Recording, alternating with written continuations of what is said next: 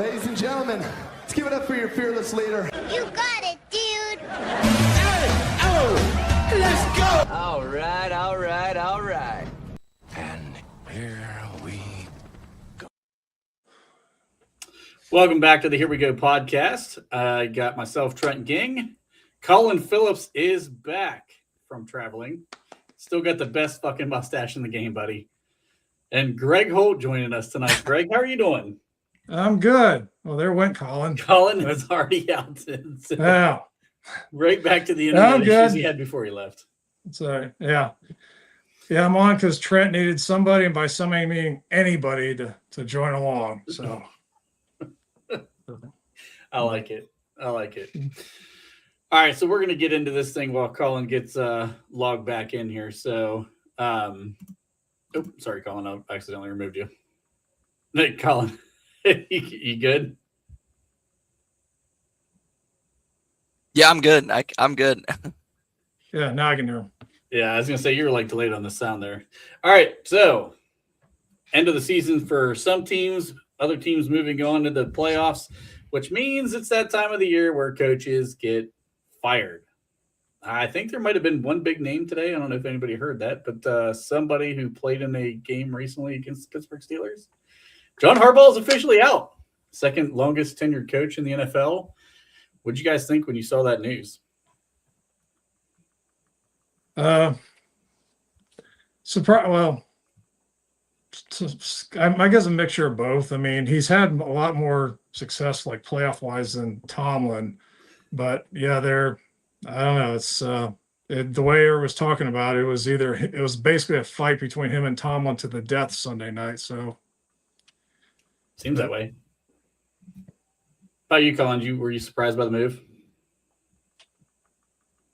No, I wasn't. I thought, like, going into Sunday night's game, I was like, okay, kind of loser gets fired mentality. And that was clearly how it went. I think what frustrated me the most was that it's just the fact that Harbaugh is still an objectively better coach than Tomlin. And Harbaugh is the one that gets fired, right? And it's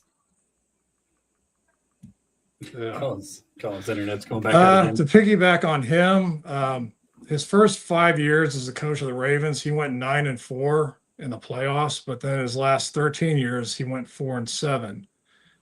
So yeah, there's the what have you done for me lately type thing, but still, yeah, I have to look and see the Tomlin's over the last 13 years, but I'm sure there's more. He's got more. I'm sure he's got more playoff wins over the last 13 years than Tomlin for sure, since Tomlin hasn't won anything in a playoff game in 9 years. Yeah. So, you want to finish your thought there, Colin? Yeah, sorry. Yeah, I mean, again, it's just really the fact that, like, Tomlin is an objectively worse coach than Harbaugh, but Tomlin gets a lifetime contract and Harbaugh gets fired. That's really the only thoughts I really had. Yeah. I was, we brought it up yesterday on the show about Harbaugh not being fired, and I'm like, there's still plenty of time. And then, of course, today it comes out that he indeed is fired. And I was a little surprised, though, that the organization, after, what was he was there, 18 years? Or was he there a year less than Tomlin 18. or a year more than Tomlin? 18 years, right? Yeah. So, like, I was a little surprised that they didn't treat it with a little bit more of a, hey, you can choose to walk away from the situation and kind of, but like reporting sounds like he didn't even get to tell any of his staff, like he didn't get to talk to players. It was just kind of like, hey, thanks for your service, bye.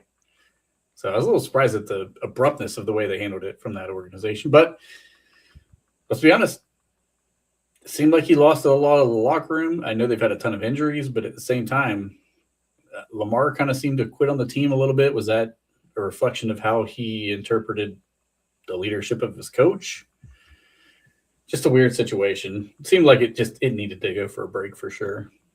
I saw where when Lamar was asked about like the coaching situation, he just basically said that he's trying to focus. He's surprised by what's happening. He's trying to gather his emotions together. He didn't say anything about defending Harbaugh or so. Yeah. It's I don't know. There's allegedly some internal pressure that the players did not really respond to him anymore. So,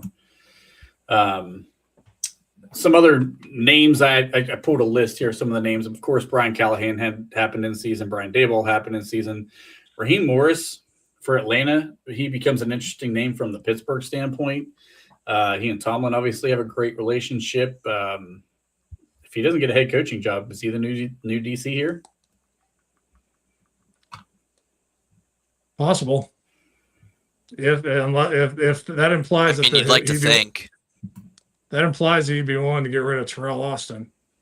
So I don't think that's even a question at this point. I think he should go. It's just a question of what Tomlin's willing to make that change, since he does have the power behind the scenes there. Yeah, Sid has a point here too, because I've seen Jesse Minter already linked to Baltimore by a few different people already. Guy's kind of grown up in that Harbaugh coaching tree too. He's coached for both Harbaughs at this point, right? Didn't he coach for John, then went down to Jim at Michigan, and then came back into the NFL? Yeah, might have something there.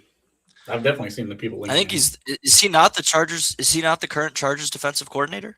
He is. So he went from John to Jim, back to Jim in the NFL, and now possibly replacing John in Baltimore. That'd be kind of a crazy little I don't know route. If they would have fired Tomlin, and who knows, they may, depending on what happens in the playoff, Mitchell would be a guy I'd be intrigued about.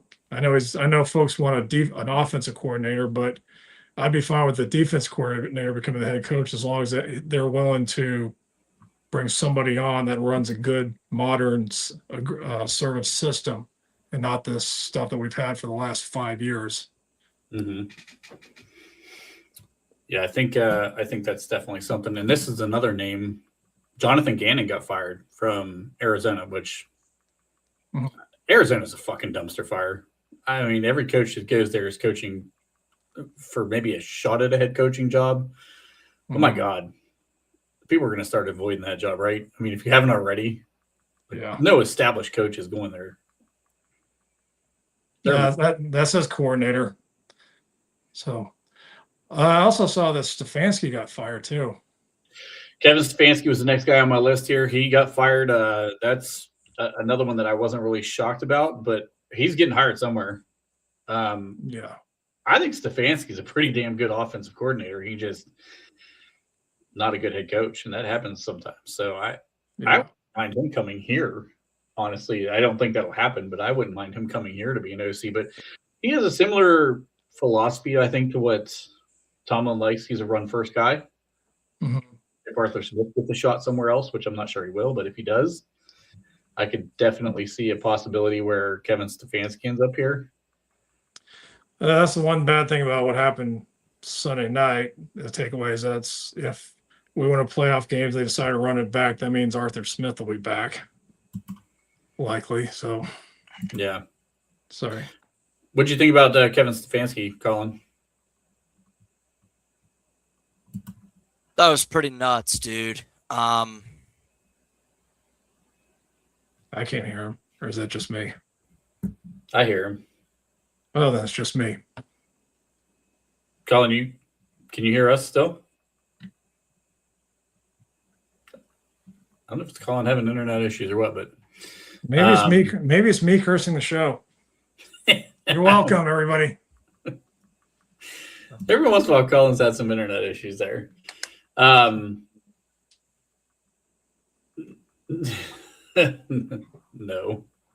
I don't know. He had done it. I think he's a fine coach. I just don't know he deserved Coach of the Year. There's better candidates out there. Maybe the first time he won it, because that was the COVID year. Yeah, and that was the year they beat the Steelers in the playoffs. I could see him getting that one, but the second one, as far as I recall, no, I would. No. Yeah. Pete Carroll, he was another guy that got fired. I was kind of shocked after 1 year. I mean, that team's a bad team too. I mean, yeah. But And they went into it they banked on Geno Smith having a good year like he did this last year in Seattle, but stuff fell apart. And Yeah, I think. But Bauer's getting hurt, definitely hurt. Didn't Oh help, yeah, but for sure. I mean, that whole thing was a mess. Their offensive line's terrible. Their defensive line's terrible. I don't know. They're just a shitty team. yeah. I'm surprised Mike McDaniel hasn't been fired yet.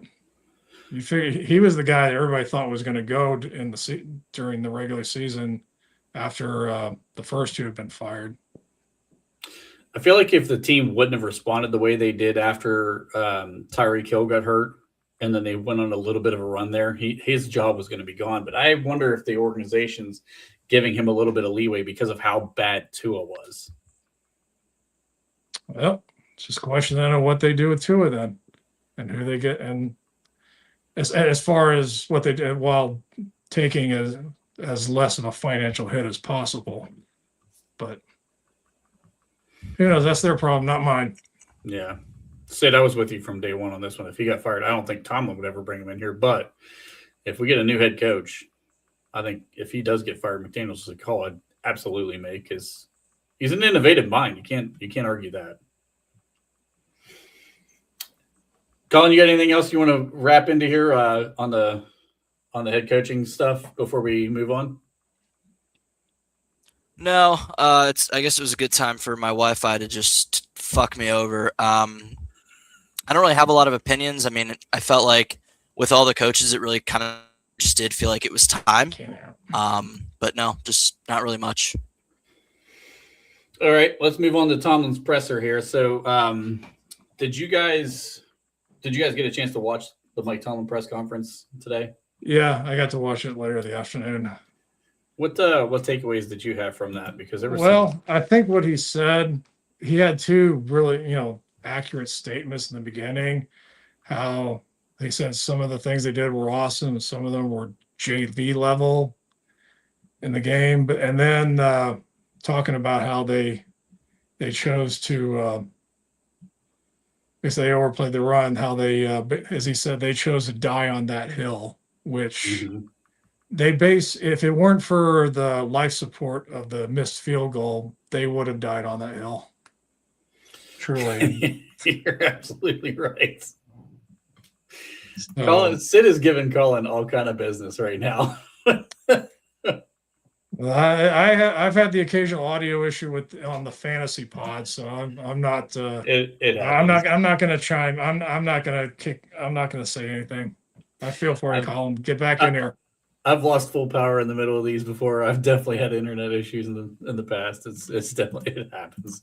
Yeah. I thought the die on the hill quote was a good one too. That's one of the ones I picked up on, and it was interesting because I'm like, they were solely focused on stopping Derrick Henry, even on the last drive.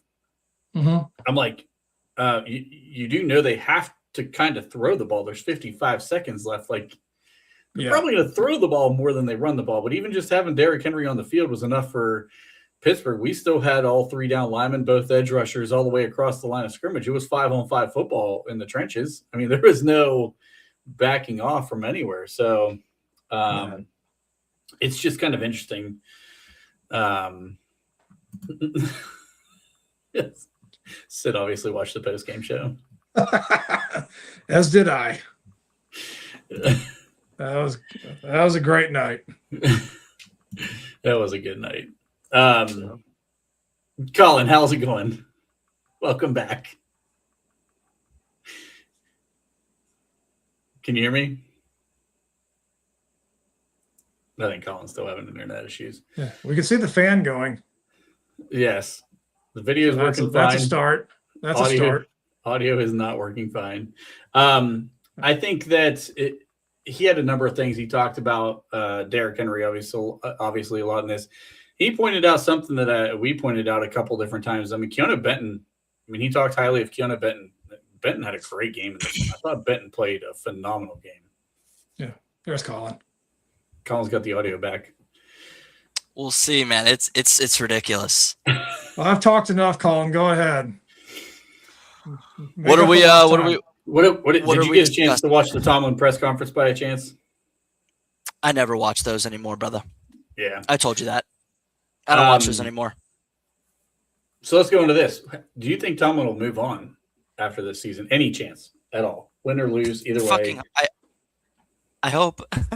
I hope. No, I don't think. I don't think he will. I think he'll go on his own time. I think he's probably going to go through the end of his contract. How old is Tomlin? Is he 60 yet?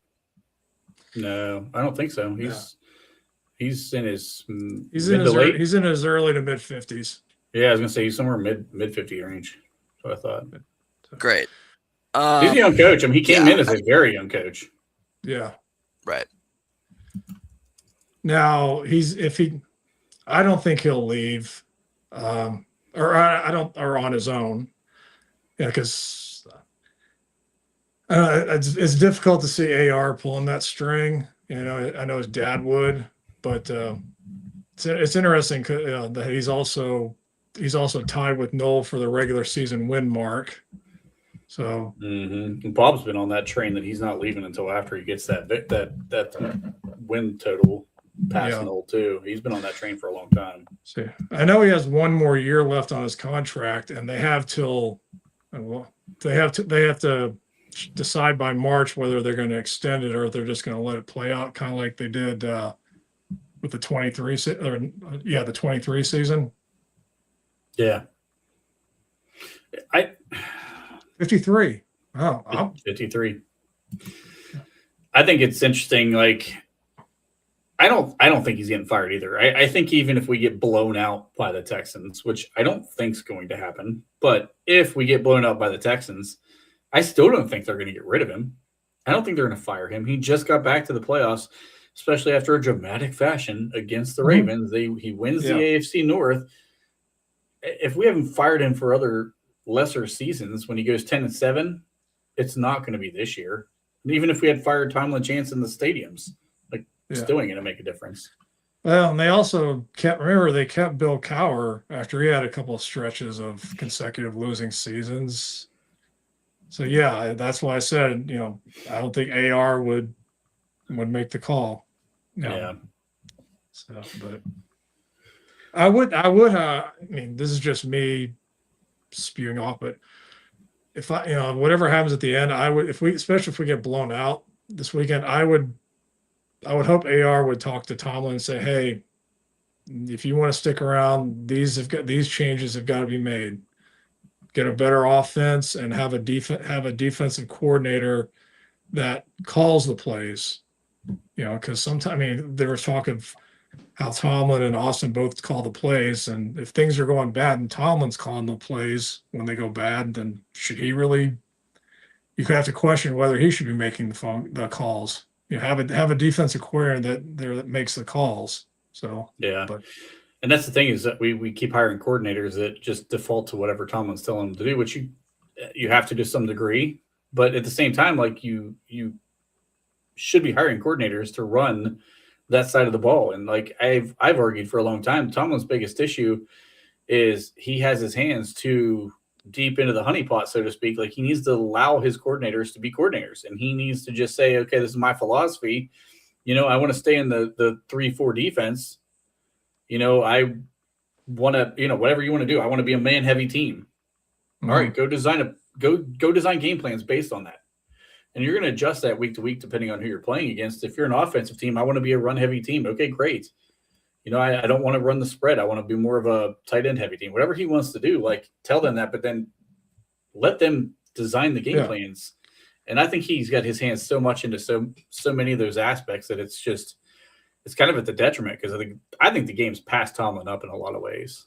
And that's one of the things that would concern me about Raheem Morris becoming the DC, was that it seemed to me like he would just go along with Tomlin, just like Terrell Austin. Just be grateful you got another coaching gig so soon, and hey, I'll go along with whatever you want. But to get as far as the changing and getting a better offense, that doesn't mean, like you said, go run the spread every time or do their old run and shoot. But there are teams like the great offenses today, they're able to run the ball, but they're also able to throw the ball too when necessary and down the field as opposed to,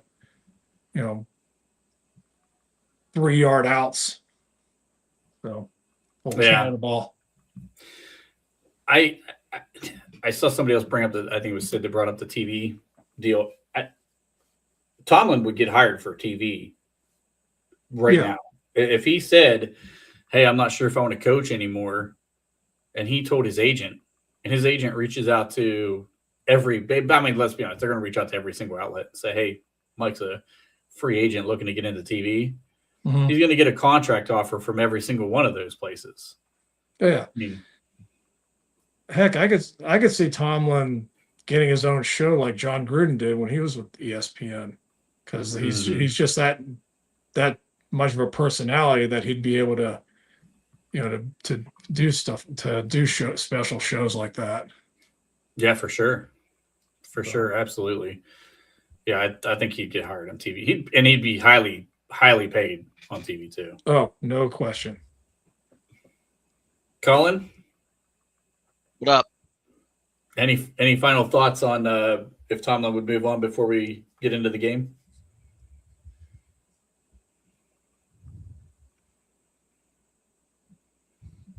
Didn't hear it. Sorry. I said, any final thoughts on whether or not Tomlin would move on his own before we get into the game? No more thoughts on Tomlin. I've pretty much. No, I got nothing. All right.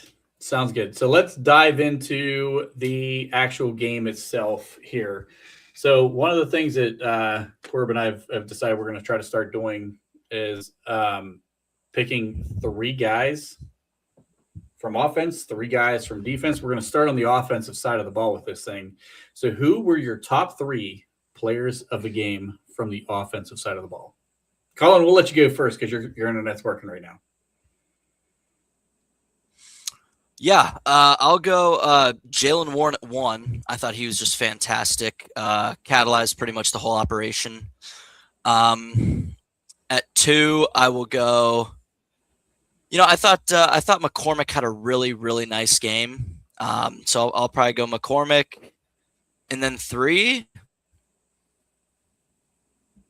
fuck it, I'll do Rodgers. I thought, Rodgers just totally dominated Baltimore this year, both games. I thought he was absolutely fantastic. So yeah, those are probably my top 3. All right. Greg, what about you? I'll put Aaron as my top player because they brought him in to do what he did Sunday night. That's to lead him to victory. I don't think Mason Rudolph would have let him down the field like that. It wasn't pretty, but with Steelers it's not. But Aaron did what he was brought in to do, and be the general, make the smart decisions, make the reads, and lead them to victory. Second one, I got Jalen Warren. In the fantasy pod group chat we have, I was saying a couple of times, feed Jalen Warren, feed Jalen Warren, and he was awesome. Just bouncing, just be able to get the tough yards inside and then outside too. And the third one, I went ahead and said Gainwell. I'll give a small honorable mention to Calvin Austin because besides that touchdown, he did make a good catch to extend the drive, that game-winning drive down the middle. So. Yeah, he actually had 2 big catches on that touchdown drive that he had. Mm-hmm. I actually went the same exact players in the exact same order you had, Greg. I had Aaron Rodgers number 1. This was the game that you brought him in here for. You brought him in to win the division. He did exactly that. It started slow. It was rocky. He did not have DK Metcalf. He did not have Darnell Washington. You can talk about the guys' weapons that he had on the field, but the fact of the matter is he overcame all of it. He engineered a couple of game-winning touchdown passes at the end of the day is basically what this turned into, was a shootout at the end. And, we can talk about he missed the big throw downfield to Jonnu Smith. I thought he got caught up between looking at MVS going up the middle, and I think he caught him late, or hitting Jonnu Smith, and he missed that throw. But listen, he didn't miss much down the stretch. I think I saw a stat. He was 11 of 13 and 151 yards and 2 touchdowns in the fourth quarter. That's what the fuck you brought Aaron Rodgers in for, was exactly that stat right there. Yeah. So I thought he won the game for us in a lot of ways. Jaylen Warren was my second. Over 100, he had just shy of 100 yards, or just over 100 yards total offense in this game. Jaylen Warren played a fantastic game, a lot of tough yards. Pat Freiermuth said after the game in the interview that he thought the Baltimore defense didn't want to tackle him in the second half. Like they were tired of getting hit by him.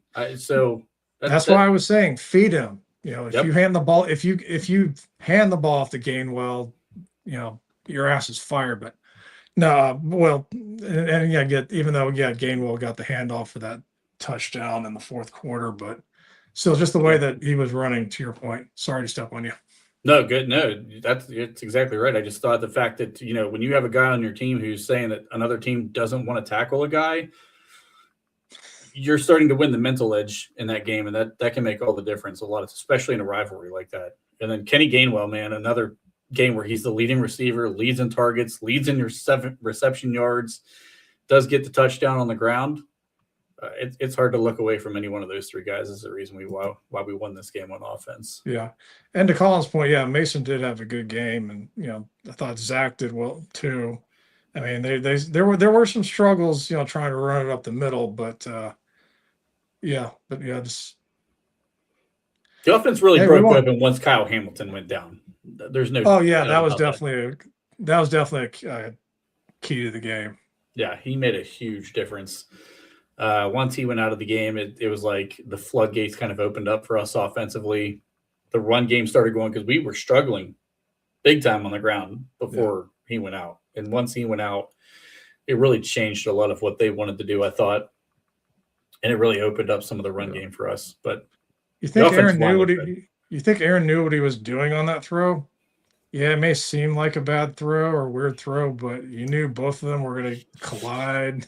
I don't know about that. If he played that one out, that'd have been amazing. But but that was an interference anyway. Honestly, I mean, they were there early. They were clotheslining Calvin Austin before the ball even got there. So I just thought that was kind of crazy that, number one, nobody caught it, like that it happened like that. I mean, it was pretty early. It wasn't like it was just slightly early, but I thought that it was a great play.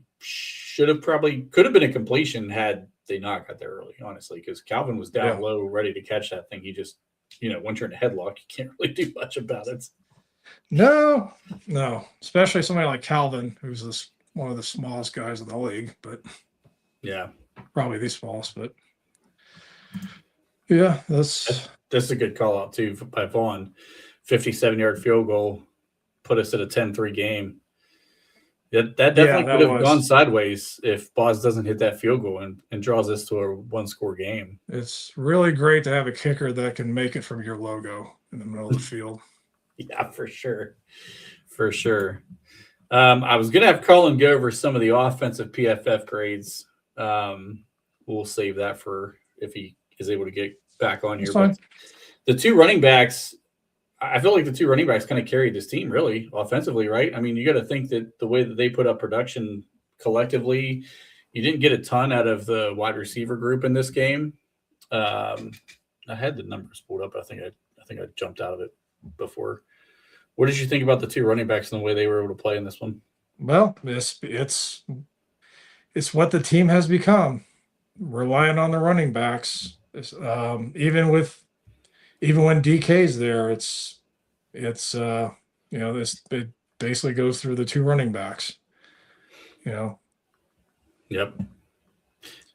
Would you believe me if I told you before the game that Aaron Rodgers would be the second leading rusher? No.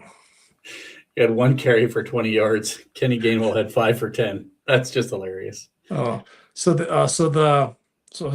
the play where he got where he scrambled out and then got pushed out of bounds by the Ravens player, they didn't count that as a carry. They count as a sack. This counted as a sack. Yeah. Okay.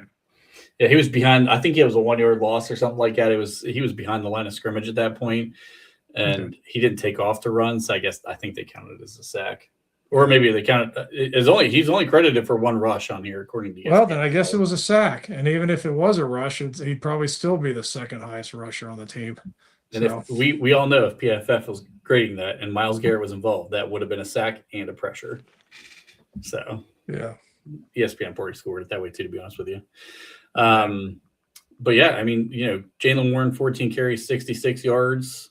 Thought he had a good game on the ground. Kenny did not. He was 5 for 10, still had the touchdown. But then game on the air, 8 catches, 64 yards on 9 targets. Yeah. And then other pass catchers in this game, Calvin Austin, 3 for 55 and a touchdown, but on 7 targets. So they missed on a lot of connections, but still solid production. A lot of that, obviously, half of that came on that touchdown. Yeah. Pat Freiermuth, 3 for 51. Should we start talking about Pat and Aaron starting to get a little chemistry here? Yeah. I mean, I'm sure, and they've with DK out, he had to, but it's the idea too that you need to throw the ball over the middle, and Freiermuth is a zone killer. That's his bread and butter, and yeah. Well, I mean, yeah, they say better late than never, but damn, it would have been great if they would have done that sooner. Basically, Cincinnati isn't the only game where Freiermuth should have that type of big performance going down the middle. That should be every game. Yeah, so. I agree. It was interesting because it felt like they were running a lot of smaller secondary guys after Pat Freiermuth in this game, because I thought clearly, I mean, he was probably the most effective pass catcher on our team at this point without DK Metcalf. It seemed like they were trying to get some smaller guys on him that could outrun him and stay on him in that way. But that 31-yard catch up the seam that he made, he had a great route. And I think it was on Washington. I think Washington was in coverage. I think so. I think I remember hearing Washington's name. He kind of like broke out, like he fake broke out, but he turned his head, his shoulders and everything for a split second. The DB started breaking and he went straight upfield behind him. And it was a great move. And just shows that like Pat is a solid route runner. He's a really good route runner, and we need to get him more opportunities. And if you're going to beat a team like Houston, you're going to need Pat to continue to get 50 yards a game receiving. Yeah. And we've gotten that a little more frequently from him lately. So I thought that was a good sign. Yeah. The one knock I had on Freiermuth at times was he would seem like he would try to go around the defender and then not make the first down, where I'm just like, dude, just go straight ahead, run him over. Mm-hmm. But he did that on one of the plays in the early second half too. He caught a shorter ball, and I think it was, I can't remember who the guys were out in front of him, Trenton Simpson maybe, and one other guy, and he kind of lowers his shoulder and just goes straight forward, ends up getting about 8 yards out of it. It was nice. Yeah, I remember that. Those are the things that you need to see from him. I mean, we need him to be more physical, and I thought he was in this game. Yeah. And the season's going on by at least one more game because of stuff like that. Vaughn, I'll save your question for later. We'll get to that after we talk about the game stuff, but we'll address that for you. Adam Thielen, 43 yards. He had another big catch down in the stretch. He was it went like, I think it went down the stretch there was, I think Calvin Austin had a slant route catch, came right back. Thielen had the catch on the sideline, and then three plays later, that's when Austin hit the touchdown. I thought that was a nice play. So yeah. There was one where Aaron went to Aaron scrambled to his right, and I think it was MVS he was throwing it to. I think it was incomplete, but if he'd have looked more toward the left, toward the middle of the field, you would have seen Thielen was breaking across, and you're right. If he'd have waited a second, just thrown it to Thielen, he could have gotten the first down on that play. Yep, I remember. I know exactly what play you're talking about. I remember seeing that too when I was watching it back again.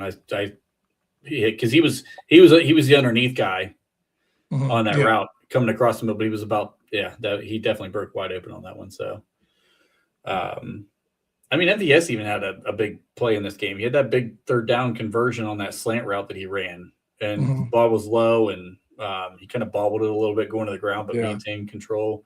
Scotty Miller had a decent catch on this in this game. So At first Aaron spread the ball around. Yeah, at first it looked like the ball that MVS caught that you were talking about could have been taken out of his hands by a Baltimore defender, but he was able to secure it as he got to the ground. It was close. It was a little close, a little too close for comfort for my liking. Yeah, but the whole game was, but absolutely. Anything else from the offensive side of the ball before we switch over to defense here? I'll probably get flack for this, but the call at the end of the first half, the way that they sometimes struggle with getting a yard, I would have been fine with them getting the field goal to make it 10-6. Yeah. I mean, we knock on Tomlin for needing to be more aggressive, and at that time he is aggressive. And then sure enough, I'm like, I turn around and go, oh, let's get the points at least.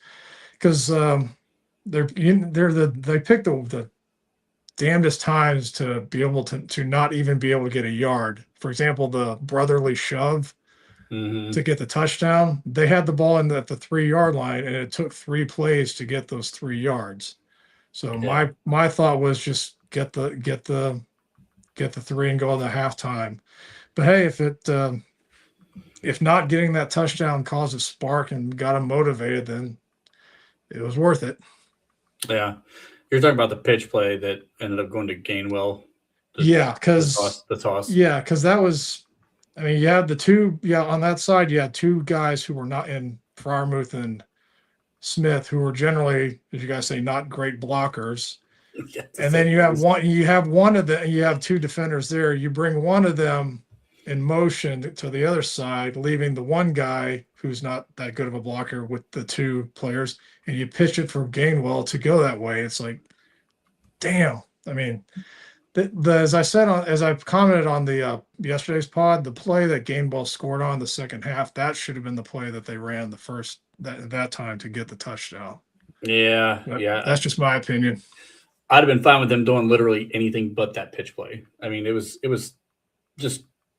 doomed from the start. If you looked at the defensive alignment, there was no way that play was ever going to work. And I'm surprised they didn't try to check out of it, but they went with it. It didn't work out. I think was it Dave maybe yesterday brought up if it would have been not Gainwell, but maybe going with Jalen Warren, who's better at breaking tackles. I still don't think it would have mattered. Yeah, if they were going to go, regardless of who would have been gone that way, they should have kept Smith there to at least have 2 blockers.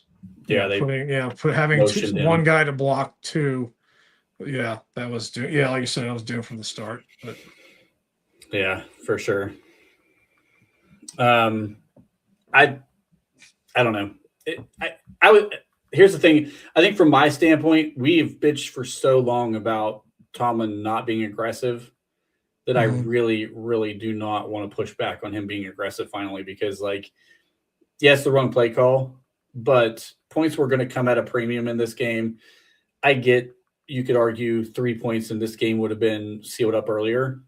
Bob wasn't wrong when he made that point yesterday, but at the same time, if points are also at such a premium, and the way the game had been playing out up to that point, you weren't sure how many more opportunities you were getting that close to the goal line either. So I was okay taking that risk and trying to score right there, but it could have gone either way.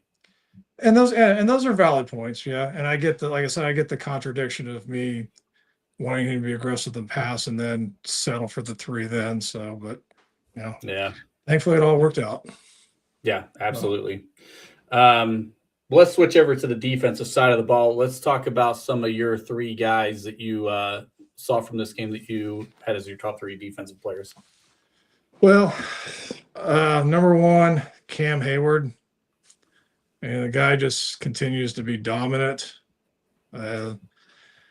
Just stonewalling folks, being able to get pressure in the backfield.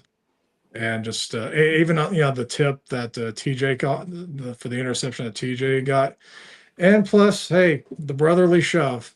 You got to give Cam points for that too, even though that was offense. But Yeah. the second one, Alex Highsmith, just a wrecker. You just as great as he was, you just you can't help but think, what if he had just gotten Lamar on that one? He and Benton got Lamar on that one thing where he was able to get away and throw the touchdown pass. Yeah, Alex he had a great game. And the third one, I'll say TJ. First of all, him being able to come back from from the lung issue, got the interception, was able to get a hit on Jackson. I don't know if he was on a pitch count or what, but he was doing really. He played really well, and they needed it. I'm fine with that 3, honestly, because you got to look at the way that TJ played in this game. He had some good pass rush moments for sure. I'm going to go my 3. Cam Hayward. I thought Cam Hayward dominated this game. I thought he dominated from start to finish. He was unblockable. There was no one on the freaking front. They double teamed him. It didn't matter. They didn't double team him. It didn't matter. They tried reach blocks on him. Didn't matter. I don't think he got stopped the entire game. I mean, this was maybe one of the best, if not the best game Cam Hayward had. And I know the sacks weren't there, but my God, if you watched the way he was run stopping on this game, it was unreal what he was able to do. We may have a special guest. Oh my! It's like the only time he was stopped is when he was taken off the field for arrest. Yeah, that was the closest player that could stop Cam Hayward was the water cooler. That was it, because nobody else was stopping him at all. Maybe some oxygen. My number 2 player, Keanu Benton. I thought this was the coming out party for Keanu Benton. He's been playing really well down the stretch for us, but my God, Tyler Lindenbaum is a nice center in this league. He's a pretty damn good center in the league. He was literally throwing that dude around like a rag doll. There was nothing Linderbaum could do to him, and I've never seen Keanu Benton play with such violent hands like what he was doing in this game. He was another guy that was just absolutely unblockable. I know Tomlin talked about him in the press conference today. He was fantastic in this game. And then I agree with you, Alex Highsmith. I mean, he's putting together a pretty special stretch, maybe the best stretch of his career right now. Yeah. And to your point about Benton, I remember when the one play where it looked like Linderbaum had him look like he was getting him down the field, but then Benton just reached around, got him, shoved him away, and then just made the tackle. So that was Corub. Sid says he's got Cam, Porter, and Highsmith. Hello, what's up, guys? Hello, Corub. Welcome to the podcast. How are you doing today? Good. Just got done talking to the wife and was able to get on here to finish this out. So what'd you guys do in your top 3? Top 3. So we went over offense already. We're on defense now, but since you weren't here for offense, if you want to give both, fire away, buddy. God, offense, huh? I think real quick, I'm going to go Aaron Rodgers. I think that's obvious. I'm going to go Calvin Austin. And then, how about Jalen Warren? There were some Baltimore players going into business for themselves instead of tackling him. Yeah. So just off the whim, those are just 3 that I could go with. Yeah, I remember in the fantasy on fire tonight. At least there has working internet. First of all, I remember I was saying earlier in the fantasy pod chat, I was like, feed Jalen. But yeah, I mean, dude, Jalen, I'm telling you right now, like he was doing well, and the run is what they were supposed to be better at stopping, and Frazier called them out. Zach Frazier was like, "Hey, man, like." There were Baltimore players that literally, you could tell, did not want to tackle him because he's a thumper. Mm-hmm. So, yeah. So that's my 3 right off the bat. But yeah, I'm trying to think of like anybody else really that I guess Muth could be another one you could go with. Those passes down the middle there was pretty big at the end. It's always like with Muth, it's not a consistent thing throughout the game. It's in certain moments. He's always like the guy. And it's weird how it works, but yeah. Well, like last week against Cleveland, he was barely seen. Then on that final drive, he's right. It's always at the end. He's the man. It's so fucking weird. The Bengals game that they lost when Rodgers threw that dart to him. Yeah. It's just weird. Like Muth has this knack for at the end of the game, like all of a sudden the quarterback goes, "Oh wait, we have Freiermuth. Let's throw to him." Yeah. Like it's just big moments. Yeah. The Ravens were like, "Oh yeah, we have Derrick Henry." We're like, "Oh yeah, we have Freiermuth." So it's strange, really annoying too. But yeah. No, indeed. All right, that's my 3-4 ish. About defense. Did you guys do yours yet? Yep. Yeah. Oh, defense. Man, I'll tell you what. It has to be Cam Hayward. God, can I say Herbig when he only got 13 snaps, but he had a sack, had that pressure. I mean, like, it's one of the things.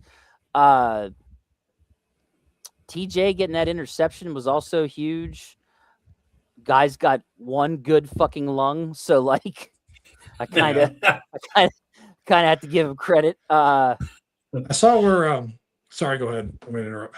No, I mean it's really it. I mean, just Hayward, the way he played. He's just incredible what he's doing at his age. It really is. So yeah, I guess those are my three. Yeah, I liked how. I guess it was when they had all three outside linebackers in. You notice how Herbig was rushing from up the middle, kind of like how Green Bay would do with Parsons. So there's one time, he got close to him, and then the one time he had Lamar twice on that final drive when Lamar threw it out of bounds. It was like, dang, Herbig had him not once but twice, and Lamar was able to get away. So yeah, you can ask those guys. Like I went crazy whenever I saw that Herbig was out there as the three edge rushers were out there in that setup. I was pretty happy to see that. I think they've been trying to do that a little bit more and more frequently as TJ's been healthy. They've definitely been doing that for sure. And Tomlin actually addressed that a little bit today in the press conference. He mentioned about how Herbig was kind of that hybrid guy coming out, and they weren't sure if he was going to be an inside or an outside, edge player, linebacker. And they're comfortable using him there is basically what he was alluding to. And I think we're going to see that a lot more in Houston. A lot more in Houston. Yeah. And the three outside linebacker look works against Lamar Jackson. I remember, it was Highsmith's rookie year, they had that look, and Highsmith went out into coverage and got a screen pass in a game that helped him win that game. But just that look is definitely successful against Lamar. Yeah, no, I love it. I mean, Herbig's just so good, man. Like, you got him, Highsmith, and TJ. I mean, if you can find a way to have those three guys out there a lot to apply pressure, it's going to go well. Someone's going to get through there. Like it's one thing to have two guys you got to worry about when you got three, because we're going to talk about Friday. We're going to talk about the edge rushers for the Texans, but dude, in reality, we have three legit edge rushers that can apply pressure to that weak O line for the Texans. So it's pretty awesome to say we have three guys. And I saw something somewhere. Somebody said that there are going to be teams that be willing to pay Herbig starting edge rusher money to have him on their team. So I've made that argument since last year. Things are going to get interesting real soon with that kid and what they're going to do with him. But that's I agree. I think the defense as a whole was very up and down in this game. You start play one, Derrick Henry ripping off 41 yards down the sideline. Yeah. And you're sitting there going, oh, fuck. Are we about to go for another 299 yards? Really? Is this the kind of day we're in for? And then, you're like, oh, yeah, a couple good stops, gain of one, gain of two, 3 plays later, 20 fucking yards down the other sideline. I'm like, oh, gee, Christ, this is going to Yeah. be this type of day, man. Like, why are we doing this? And then from there on out, I mean, they really kind of, he had one other run, and then he really kind of got shut down for the remaining. In the first half, he had 100 yards rushing, didn't he? He did, Yeah. over 100 yards. And then they just like 60 again, carries. Harbaugh was just like, nah, I'm good. I don't need to use him that much. Like, I don't know. I mean, honestly, I'm sure you guys talked about the Harbaugh firing, right? Yeah. Or We whatever did. you guys Yeah, wanna we call it. talked about the coaches. Like, yeah. not. I don't mean to go back to it, but just in general, like, this might be the kind of stuff they looked at and they're like, what the fuck is he doing? Yep. And it's been going on all season for Baltimore, where they didn't lean on Henry like they needed to, especially Yeah. Lamar hurt. Yeah. And I think that was a big reason why they were like, dude, what are you doing? That's like, have you heard, like, I didn't realize this because in the state that I was in at the time of the game. But I guess they had time where they could have ran it one more time Yes. to They try to did. get their kicker. With a timeout. With Yeah. a timeout. And he just chose to make it be a 44-yarder, if I remember correctly. It was. Yeah. Instead of actually running the ball, calling and giving him any little extra yards you could give him. And with Henry, you never know. He could have gotten him an extra like 5-7 yards. Or taking it to the house, because he does that sometimes too. I mean, There's that too. Yeah. Yeah. So like, I don't get it either. Like, really, just I don't know. Harbaugh just I don't know, man. This year was very weird, very different from last year, when they knew to give the rock to Henry and he would absolutely annihilate us. For some reason, I think early in the season, I think he had those fumbles in crucial moments. And I think Harbaugh went all out Tomlin on him. Like, you fucked up, you turned the ball over, and now I'm scared to death to really want to use you as much as I normally would. Because it happened more than once. The Buffalo game, they had a big lead against them, and Buffalo was able to come back. Yeah, because of the Henry fumbles. Yep. And it happened in other games too. And I think that is really what happened. But unfortunately, that's your bell cow, dude. That's your weapon, man. Lamar's not healthy. You got to utilize him. And they didn't. Harbaugh didn't. And I think that sealed his fate a little bit. They were just like, I think they probably looked at the overall decisions he made and was just like, dude, we got to move on. Yeah. Even the games before, when Lamar was hobbling for weeks. Yeah. And Henry's still not touching the ball 25 times a game. Right. I mean, what are you doing as a head coach at that point? Like, you've loved feeding this guy in the past, but now when your quarterback's gimpy, you're not feeding him, and you want the quarterback to run around. Right. Like, he's on one leg. Like, what are you doing, dude? Was it against New England where a few weeks ago where they said he didn't play for like the last 10 minutes of the game? Yeah. It's like, yeah, dude, incredible. All right, let's talk about this, because I have to talk about this. So I was wrong on one part of this, but Jalen Ramsey's getting toasted. I thought it was 3 times in this game. It was not 3. It turned out I watched the tape again before we got on this, and I forgot to change my note here on here. So sorry, Greg.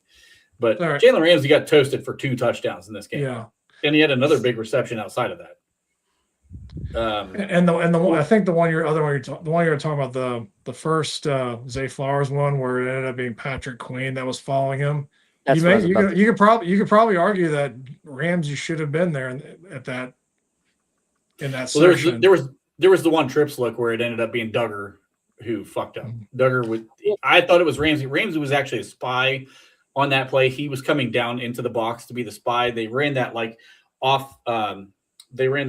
overload side where they actually had Patrick Ricard playing tackle on that play as the short side guy. And then they overloaded the other side heavily, and they had a trips look out there.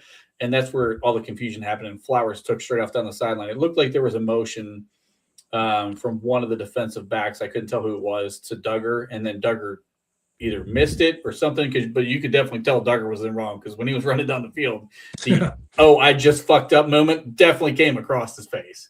Well, that's what I was going to say. Like, Duggar and Ramsey just were both off, like, horrible this game. When you have those explosive plays that far down the field, that's on the safeties. and I Absolutely. don't know what they were doing. Like they both Duger's been bad last 2 games, and Jalen was just Oh, yeah. really bad in this game, and I just don't get it. Like I don't. The communication was horrible when they would go trips right. They did not talk. They did not communicate to know who to pick up, obviously, and it was bad. So hopefully Yeah, they unfuck themselves and they'll be ready for this Texans game. the one they're talking about the catch by Likely on the 4th down. I was waiting for a repeat of the hit that Ramsey made on Garrett Wilson that first game of the year against the Jets on the 4th down. But it was like, wait a minute, no, he caught the ball. Why didn't you get it? They just mistimed the jump, I guess. Yeah, it was kind of awkward. It looked really, really weird. And Bob brought this up too. I agree with this. He is going to get better, but I agree with that too. We don't have time for him to get better. This is the fucking postseason now. Like we don't have time for you to get better. You got to figure it out right now. Mm-hmm. And like we have, because man, if you let this Houston team jump out early on 2 big plays, which Jalen Noel can take it to the house at any moment, we've seen all 3 of the receivers at this point take it to the house. All those guys. I mean, those 2 are rookie wide receivers, if I remember correctly. So they got those 2, and then they got Collins, but all 3 are capable of taking it to the house. They did it. Was it against the Chargers? I think Noel and Higgins hit it like back-to-back drives. Bombs. So 40 something yard bombs or more. So they better get their shit together and communicate and know what they're going to do, because I guarantee Texans are going to watch tape and see that confusion with trips, and they're going to fucking run it and see if they can get away with it. Which, going back to the point about the 3 rushers, they better get home to Stroud. If that's just going to happen with the defensive backs, those guys better get to Stroud. Better pressure him. I think that's our key to winning, Greg. I think the key is we got to apply pressure to Stroud, force him to make bad throws. I think you're absolutely right. Is that's the key to this for sure. Yep.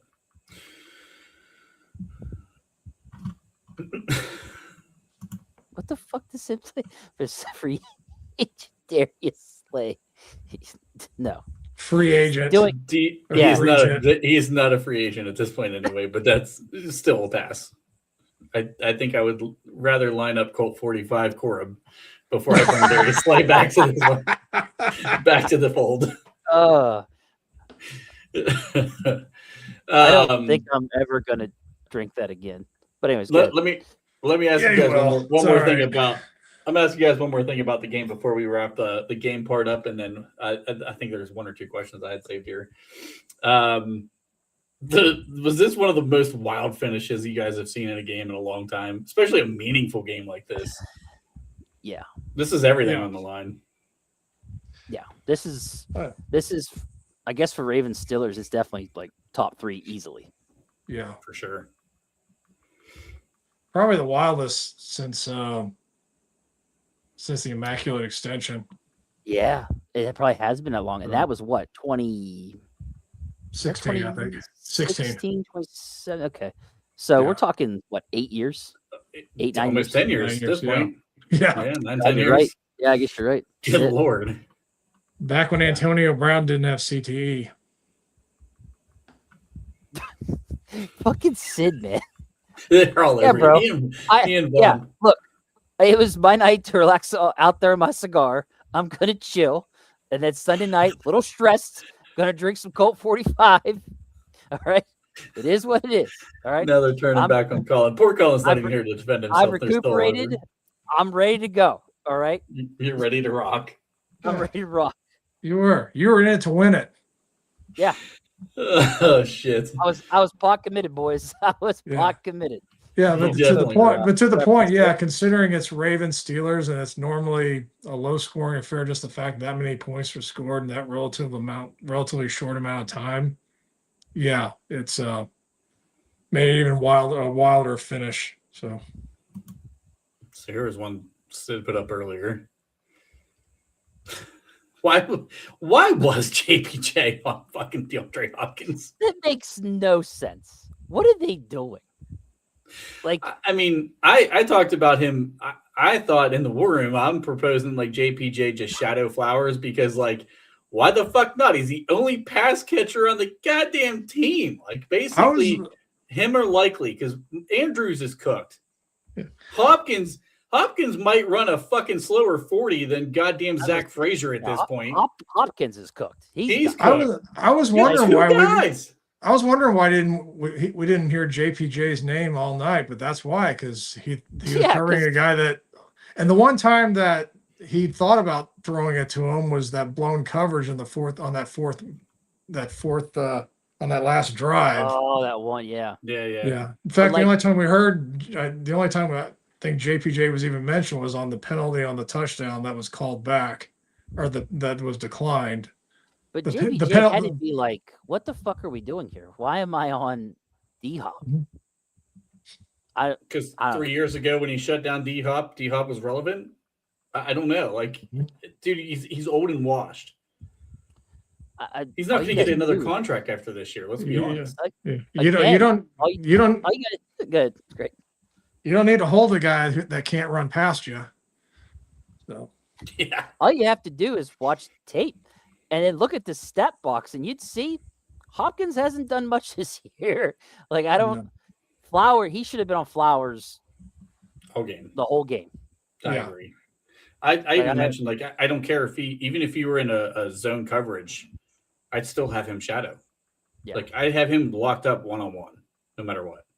And they didn't do that at all, which was confusing as shit. Which I get it. They were trying to stop Henry, and you're going to run a zone.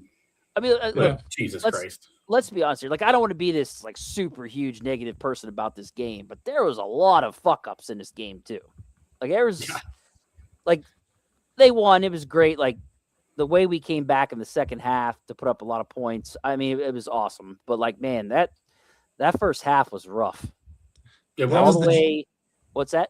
That was the JV part of part of their performance that Tomlin mentioned. They were awesome, and then they were also JV. Yeah. I mean, the Aaron was a little off in the beginning. That horrible throw to Janu Smith that Trent, I think you speculated that he meant to throw at somebody else and change his mind mid-throw. But the not running to get that first down was awful. Like, there was giving up those touchdowns, big plays. I mean, like, there was a lot of bad in this game, but there was the good in the second half was awesome to see too. So, but man, they got lucky. They really did. They did. I'll take 26 points, even though the Ravens' pass defense is horrible, but I'll take 26 points without DK Metcalf, and we'll call that a win. Oh, right. Yeah. That's the big deal. Like, 26 without DK Metcalf. Heck, double digits, period. Because last game we went at 6. Right. And I saw somebody point out this was the highest passing total for Aaron Rodgers in 3 years. The 294 yards? 294 yards was his largest, I think, or he might have hit 299 once. It's either his first or second highest passing total in like 3 years without DK Metcalf. I'll say this. They did really good without DK Metcalf, but they were also facing a team 30th in passing. Yeah. So, like, it's fair. It's good to see that they actually put up that many yards against them. So, Mm-hmm. And when they needed to. So, God, I can't wait till Monday. All right. Anything else you guys want to put a bow on this game before we go to we have one more question here from Vaughn, and it's I'm draft good. related. How do you guys feel? Well, how do you guys feel like about Boswell kicking it to the returner instead of kicking it in the end zone on that last kickoff? It flipped the field position pretty good. I mean, we had been covering them pretty well for the whole game, but still, I agree. Given situational, you got to be aware. Like, again, what the fuck? Like, what are you guys doing? Like, I don't.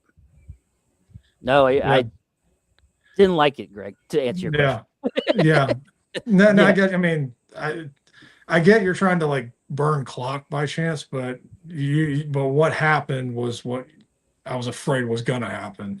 Mm-hmm. Yeah. But I mean, crosses the 50. I mean, that's massive in that moment, right? They only had 55 seconds left, Yeah. and you return it all the way across the 50-yard line. Mhm. That's huge, and that's one of the interesting. I know a lot of people's like been kind of down on this whole new kickoff rule thing, but that was actually one of the wrinkles in the kickoff rule that turned out to be really interesting. In this is because if this was any other year without this rule, you're bombing that thing through the end zone to give them zero chance.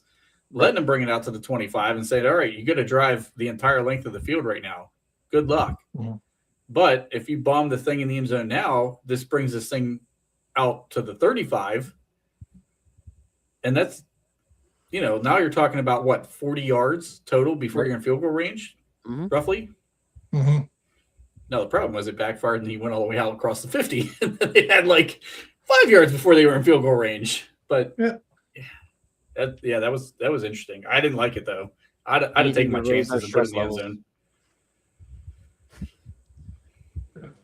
It's a good call out there, Greg. I like that. Yeah, it is. See, we've got one question. Yep. All right.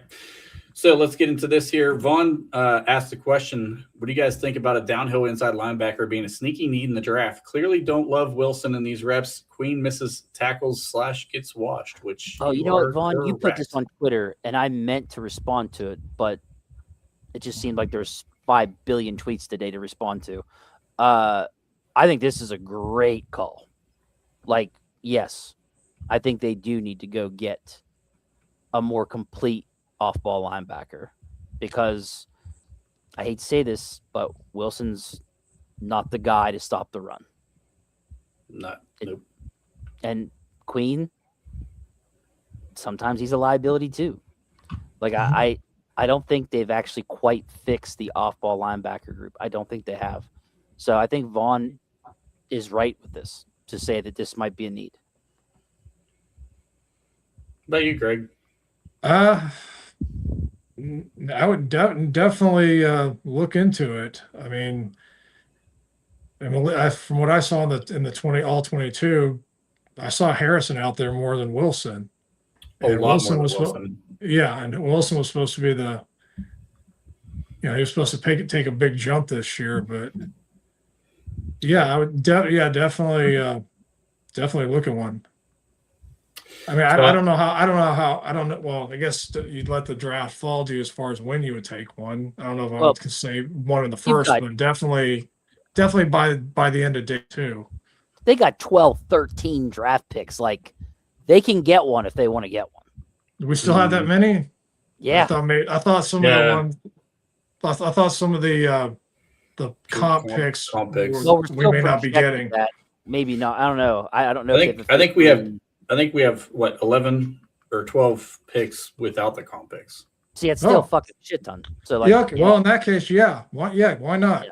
Yeah, so they can do it. They got at least 2 third-round picks, I think. So like 3 as of right now. Well, yeah, I've seen 3.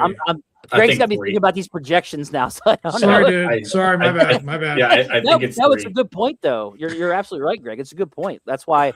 But they should be able to go get a guy if they want to. They should. So, a couple notes. Malik Harrison signed a 2-year contract, so he can be back next year. Okay. He is horrible in coverage, so you don't want him on the field during passing situations. Correct. I do think it's a need. We'll see if a guy like Carson Bruner develops because he has some speed. And you know what? This is no shit. Devin Bush is a free agent next year. Christ. And that is really good. He was actually really good for Cleveland. I mean, he was really good. Finally got that knee healed. He also walked up to Aaron Rodgers and was talking in his face. Yeah, I saw that too. So Devin Bush, there's no fear. Not only did Pittsburgh hate Devin Bush, but Aaron Rodgers now hates Devin Bush. He will not be a Steeler. Don't worry, guys. You can exhale. And isn't next year Queen's last year of his contract too? So this was actually my next thing I was going to bring up. Yeah, I think there's a pretty easy out in Queen's contract right now after the season ends to not pay him. Yeah. Tomlin guy. It's not a lot of guaranteed money. He has I think the highest. I think he's still. I think he leads by a mile in missed tackles right now, and his missed tackle rate's like 21%, which is absurd. Jeez. He does make a lot of plays. He's a very boomer bust linebacker, which is tough for your green dot guy to be that guy. If that was Peyton Wilson, if that's Peyton Wilson, I'm like, great, dude. If you're going to be a boomer bust guy and you make huge plays, and you have a solid guy in there like a Bobby Wagner type who just fucking tackles everything that moves, like I'm fine with that. But like Patrick Queen has not been that guy. I'm not even sure. I think there's a conversation that should be had about whether or not you bring Patrick Queen back in the fold. Well, remember Tomlin also defends him, saying this is he didn't have the green dot in Baltimore. That was Roquan. So, which he is outplaying Roquan right now because we just saw Roquan get his ass pushed in. If my aunt had male parts, she'd be my uncle. So, boom. And this is why you bring quarterback to the podcast. Hey, I'm just quoting my coach. I'm just. Oh, good. It's not because I'm fucking up. Good. That's my coach. I gotta quote him. You know what I'm saying? Good. Don't yell at me. Yell at him. I'm just repeating what he said. That's right. He's setting the tone, setting the example. The standard is the standard. Yes. I'm not saying he is going anywhere. I'm just saying there should be a conversation about whether he should go somewhere. Because did Sid call me Citrone? What the fuck I is think that? so. What is that? I don't even know what that is. I don't know. Maybe he meant to call you Patron. I don't know. Maybe he's got you drinking a different kind of. But he said he's He's Sid more of a- say, apparently Queen. He's more of a bourbon guy with his cigars. It's not. Damn.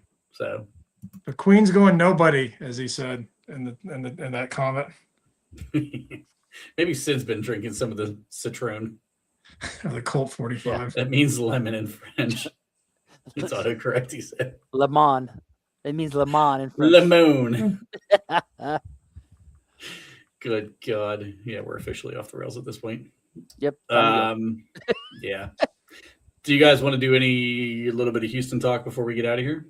How are you guys feeling right now? I know we gave a heat check on the Monday night show. We're not looking to give a score on this, but you guys already started talking a little bit about Houston.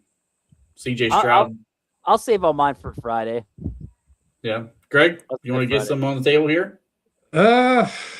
Sure, why not? Right now, I'm thinking we can win. I would pick us to win right now. If we can get to Stroud, and if they can get DK going, I know Houston's got a tough, really good secondary. Houston's the best defense in the league, but I think we can. I'll be that optimistic guy right now, since Dave's not here. But yeah, I think we can. I think we can pull it off. Yeah. God, I think fucking laying with me. I think a lot of us are having some pretty big optimism right now. Aaron Rodgers is the reason for optimism.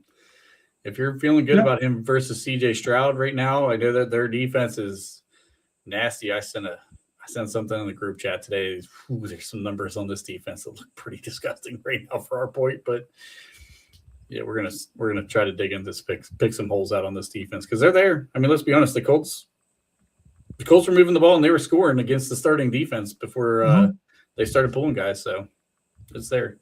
Sid's still sticking with it. The smooth Jimmy lock of the week. Smooth Jimmy, baby. Lock of the week. Good Lord. All right, guys. I don't think I have anything else for tonight. Anything else you guys wanted to cover before we get out of here? No. All right. No. Greg? Nothing? No. Well, we got Did we decide on the fantasy pod? Or is it going to be Thursday? Thursday. I mean, Okay. Nobody fucking just straight said what day. So Thursdays are better for Bob, then we'll probably do Thursday. Yeah. Fine. Fantasy pod on Thursday. Anybody doing your DFS fantasy stuff? Probably Sounds like Thursday's probably the day. I just show up to work for free, Trent. I like it. I am not showing up that day to work at all, Greg. So I hope you guys have a great show. Thanks, Trent. I like that we got a Suge Knight appearance in here too. I didn't know he was out of town, but 11:01 on Monday That's all football. right. We getting DK back. Don't sleep on us. I do agree. I agree with that. But I'm gonna leave it at that. I'll save it for Friday. Yeah. Oh God. All right, Shug, you're allowed to be rude. Yeah, no, we want you. It's fine. We're good. You can. The ruder, the better. You've obviously Lex not listened to Luthor? the show Is before. that Yes. me? What is this? Who is it? You're more clean shaven, so I guess it could go either way. I'm guessing me because of the clean shot. It's not me. I'm the guy with hair. I get 3 hours of internet a day. And then Vaughn said better internet in jail. So apparently Suge Knight has better internet in jail than Colin has right now. So Jesus Oh. fuck. All right. there's those government subsidies at work. Dang. Yeah, and just like that, we fell off the rails again. It doesn't take much for us.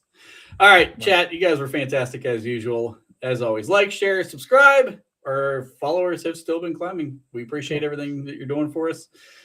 Till next time, Greg, thanks for jumping on. Corb, Thanks for having me. Yep. We'll see you Friday. Till next time, the best outro in. Oh, there's the money shot, baby.